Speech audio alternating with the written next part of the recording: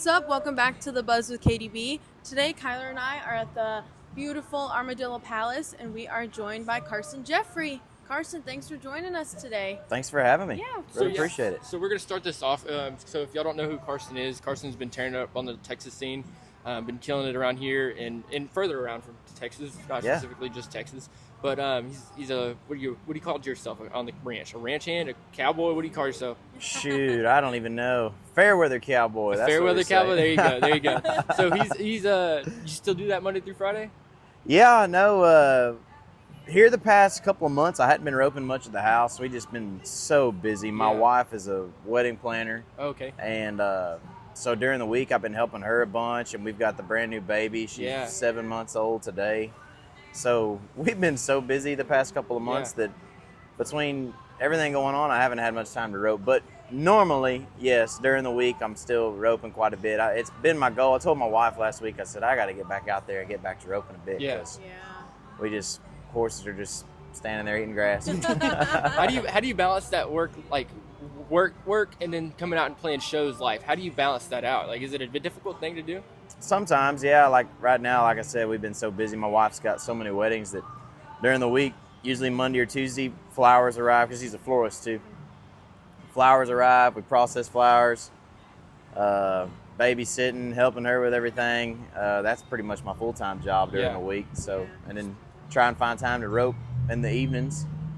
And then Thursday morning, usually Friday morning, we're headed back out on the road. So this is your escape, huh? I don't know. No, this is more work than anything. This is some work. People don't think it's a lot of work, but golly, between the driving and everything else, I tell everybody I'm just a professional driver. So you were talking about your daughter. So now being a new dad within the last year, how has that changed, like, how you look out for your future and like what's your writing even and like what's your dad now? Like, it's changed you as a person. How does that affect you? Definitely got to be more deliberate about where we're playing right now, I think. And in the future too. I just don't want to take every single show that gets thrown at me, just try to be there. Try to be a little more strategic, and then like this summer we got some big runs way up north and out west and stuff, and I'm going to fly back home from those. I'll drive out there, but then, Sunday morning I'll be flying home from those.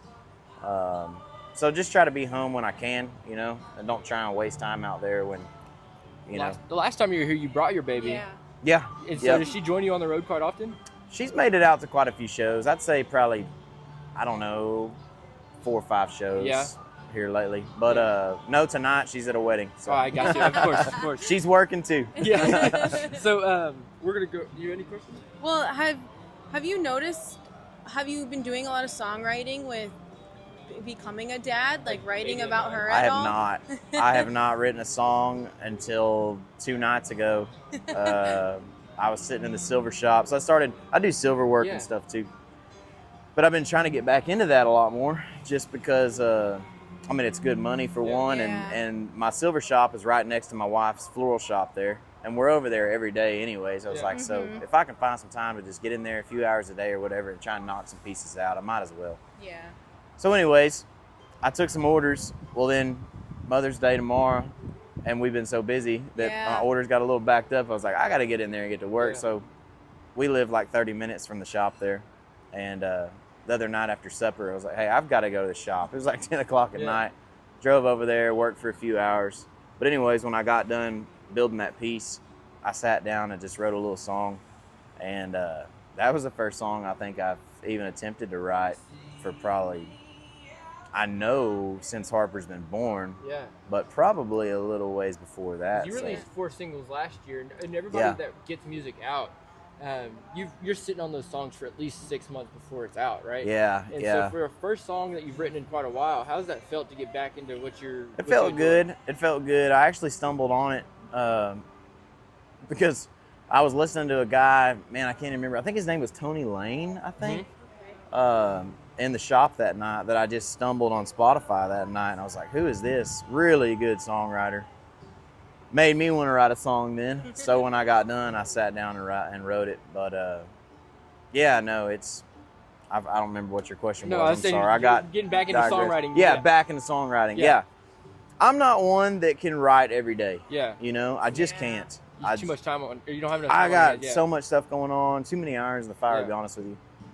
I just can't write every day. Even since day one, even whenever I was really writing a bunch, and I just couldn't write every day. And I know people say it makes you a better writer and everything, and it probably does, but I just can't. Yeah. You know, and I've always been one to have more of like a theme come to me first, and then write the theme. Yeah. You know, that's kind of how an idea and let it flow. idea, and then let that flow. You know, I'm not one to just pick up a guitar and make an idea. Yeah. You know. So when you have you the one you wrote a couple days ago, have you put any good thought into it past the writing? Have you started guitar? I'm not even done with it. No, I got you. I'm about 3/4 of the way, and I was like, I tried to write some more stuff, and it was already 1 o'clock in the morning, and I still had to drive 30 minutes home. So I was like, I'm gonna let this one rest, but I'm definitely gonna come back to that one soon, because I've been trying to write that song for probably 3 years. I had like the first little line wrote, and I just was thinking about it the other night, and I was like, hey, I'm gonna try and finish this tonight, and I got almost done. So you're what's the fastest song you've written?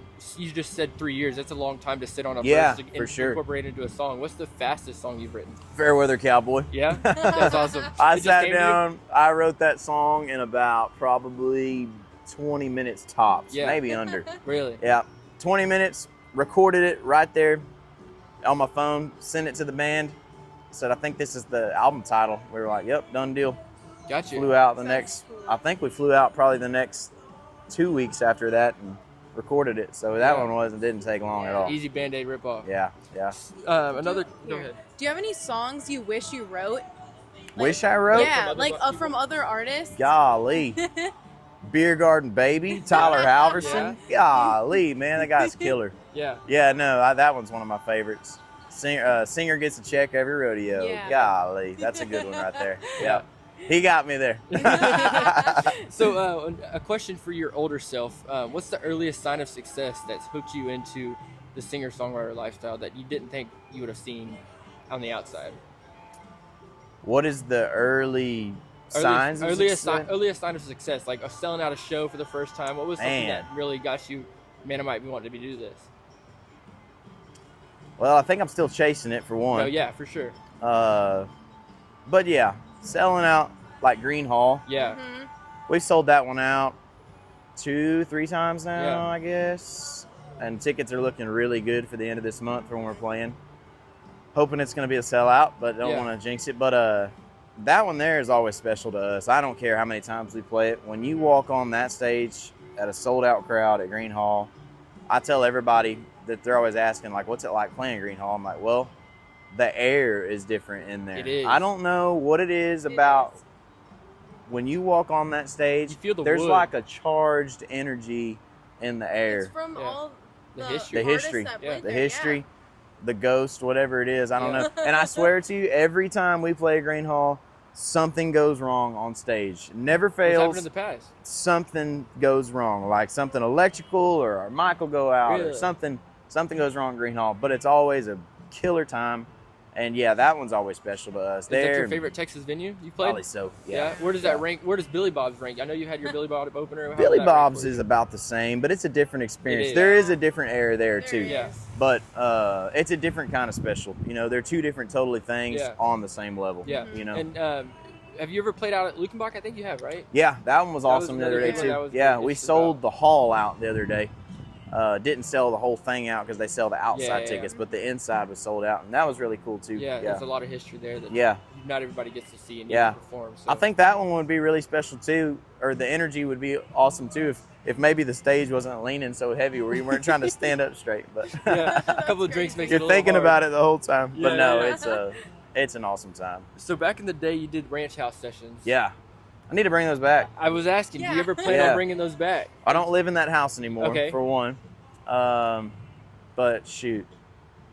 Yeah, we need to bring those back. I think you did some live streams one, right? You did one. Yeah, during COVID, I think I did. I think that would be something cool. Just to, hey, you have 20 minutes, come sing something. I think that would be really cool to see. I know you've got a shit ton on your plate, but just I was thinking about doing some more live stuff the other day actually. In the barn? Well, I was thinking like in the silver shop. If I'm just sitting there working on silver or something, I should be just live streaming that. Yeah. You know? Doesn't even have to be with the guitar, but you're big on socials. Like putting what you're doing out there. I try to be. Yeah, you're doing a killer job. These Yeah. It days seems in the like every week industry. I got people yelling at me though that I'm not doing my job. I So. can tell you as an outsider looking in, you do a damn good job. Golly, Yeah. I'm so tired of it. Yeah. It's a job. It's a job in Yeah. itself. It is. Yeah. It is. It really is. It's a big job and one that I feel like I struggle with, honestly. So I'm always trying to do better. Yeah. So, on your music, when did you start in music? Was it something you picked up as a kid and was closeted until you started getting it as an adult, and wanting to write music and do your own thing? How did you get into music? Yeah, started playing the drums whenever I was really little. Not that little. I've seen some drummer skills on Instagram. There's a video Yeah, of a band. a while back. Yeah. Yeah. I was probably, I don't know, probably 10 or 12 or something. And Yeah. my Every uncle. kid wants to play the drums. Yeah, well, my uncle was a drummer, still is, but he drummed in a bunch of bands around Texas, and so he still always had his setup there in his little music room that he had, and I'd go over there and play the drums for a while. And then he gave me a drum set, kept playing for a while, and then I just got into playing guitar and kind of stepped away from the drums, and just started playing. Yeah. Never really was singing much until like probably early high school. I Gotcha. started actually singing with the guitar Yeah. and learning songs. And then I just started writing some songs.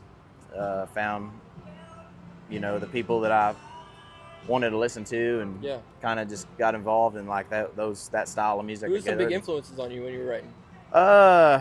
Ryan Bingham really early. Yeah. Well, Cross Canadian Ragweed though, even earlier. I would say they were. There you go. There Did you go go. up to the bush? I didn't know we It was were killer, we were man. playing somewhere that weekend.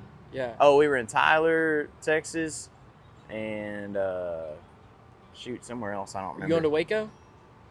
Where are they playing there? I haven't even August seen. 23rd. They're Oh, playing okay. at the Baylor Stadium out there. So Gotcha. there's Pretty another- sure we're playing that night Yeah, too. probably. We only have one weekend off in August, I know, and it's Gotcha. like the 7th or 8th. So. Gotcha.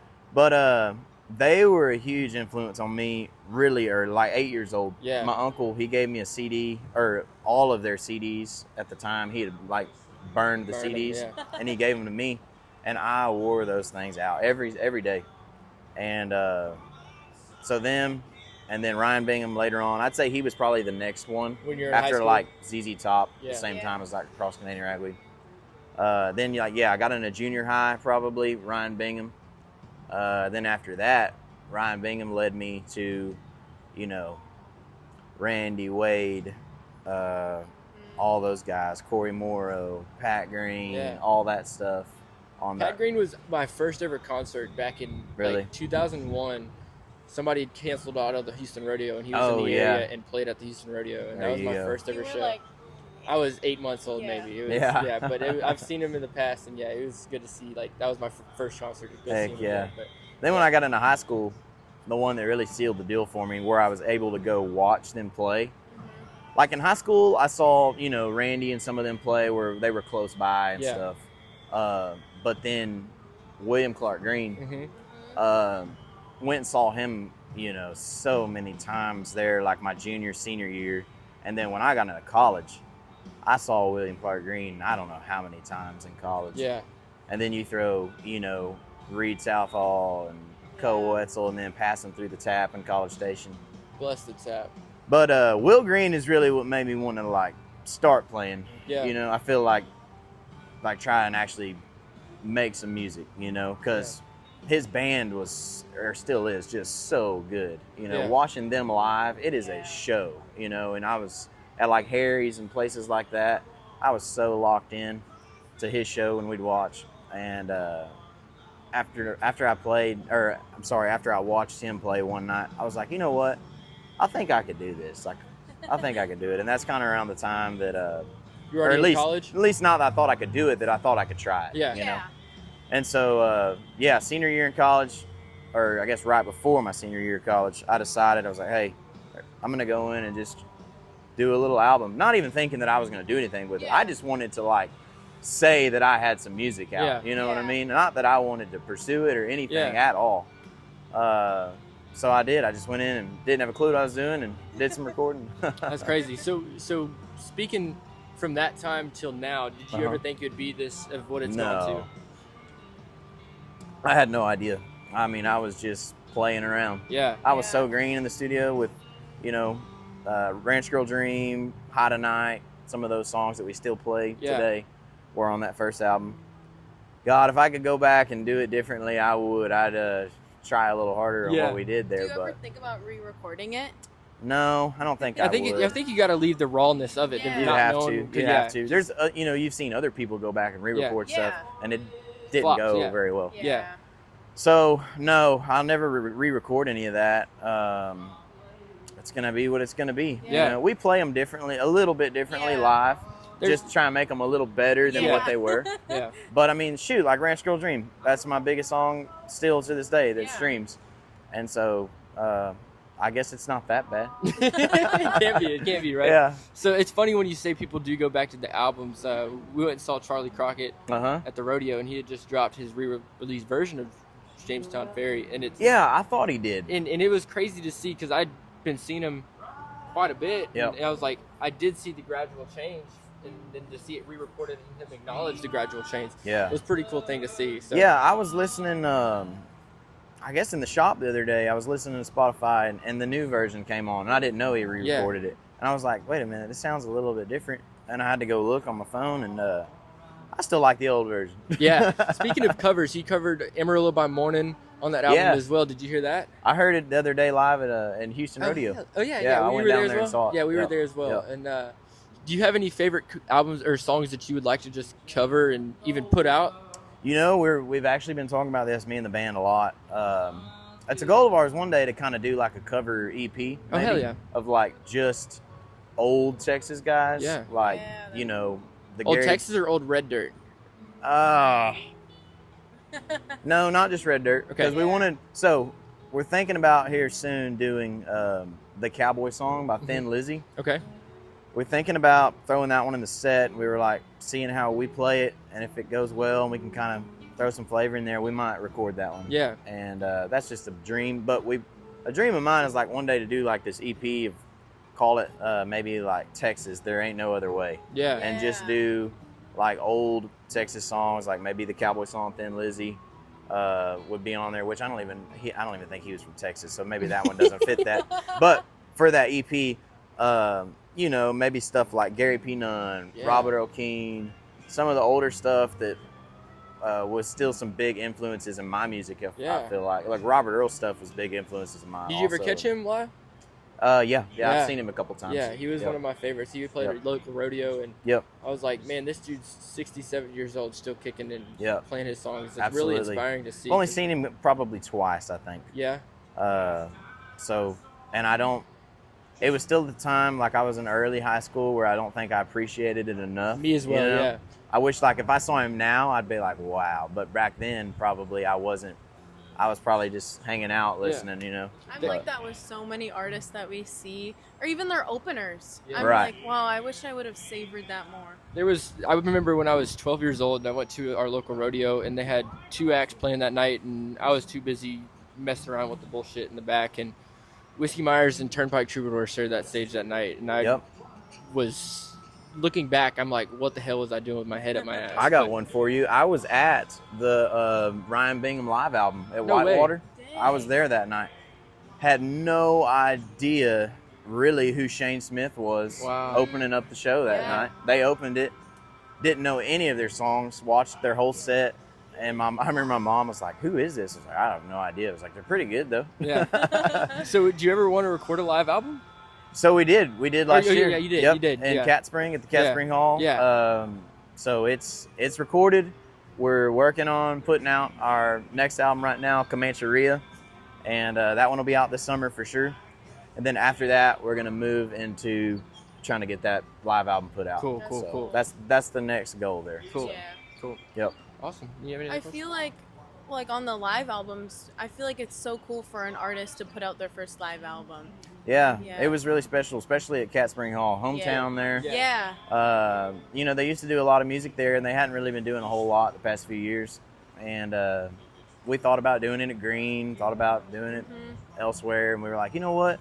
Let's just do it at the hall. Yeah. Let's do it. Because the real reasoning behind it really also is that Robert Earl Keen's album, No Kind of Dancer. Mm-hmm. So the song was written, I've heard, about Cat Spring Hall. And then the album cover, the picture is him standing in front of the stage at Cat Spring Hall. That's Really? cool. So I thought that was kind of cool. And I was like, well, maybe we'll just do our live album there. And it's right there in my backyard. So we did it. And we played No Kind of Dancer as our last song for the encore. That's cool. Also. And That's cool. yeah, I think it's going to be a cool album when it all comes together. Yeah. So we like to put together a playlist of the artists that we interview, their favorite songs and artists. So who are some of your favorite, like, up and coming artists and some songs? Oh, from man. Up and coming. Golly. Parker Ryan, for sure. My boy, yeah. Uh, A good friend of ours. not that I feel like he's up and coming or anything, but Yeah. just, man, I've been Have you heard the new album?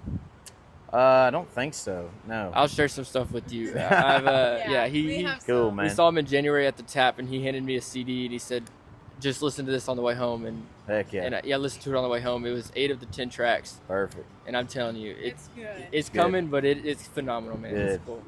Yeah, no, he's a good friend of ours. Yeah. Y'all had y'all's babies around the same time Yeah. too. They're gonna grow up together. Yep. So yeah. She's a few months older, but yeah, my wife, we went to Costco together the other day. Yeah. Me and Parker and Kennedy and Carly, and did our shopping up in College Station. And yeah, they're just great people, and I love Parker's music. He's actually opening a bunch of shows for us this next couple months and stuff. But yeah, he's one there for sure.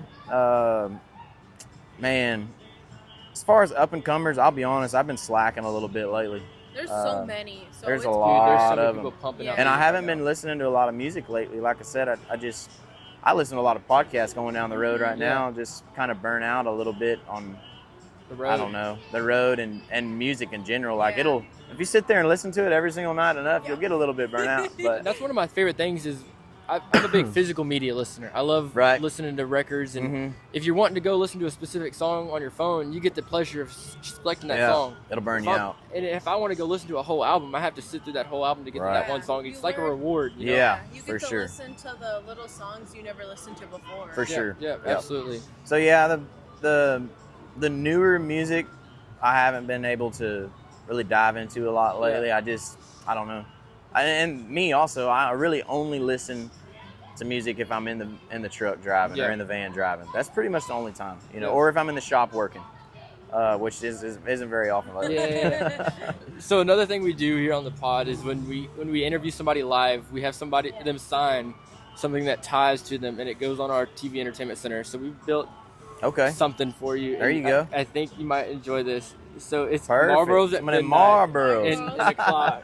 That's awesome. And so if you could sign that for us, Heck and then yeah. we'll throw that up on the wall. That's and that'll cool. Be a part of our. We've got so much random shit on. I there. gotta get a picture of that Dude, when we're yeah, down we'll here definitely too. share the picture. Yeah. And, but yeah, this is Carson Jeffrey here at Armadillo Palace. You know, tear it up tonight on the stage. You'll Yeah. see a vlog with this as well, and he'll throw in some of that as well. So Carson, thank you so much for joining Thank you. us. Thank Thanks you. for having me. Pleasure with you, and Yeah. thank y'all so much. See y'all next time. See you next time. Thank you so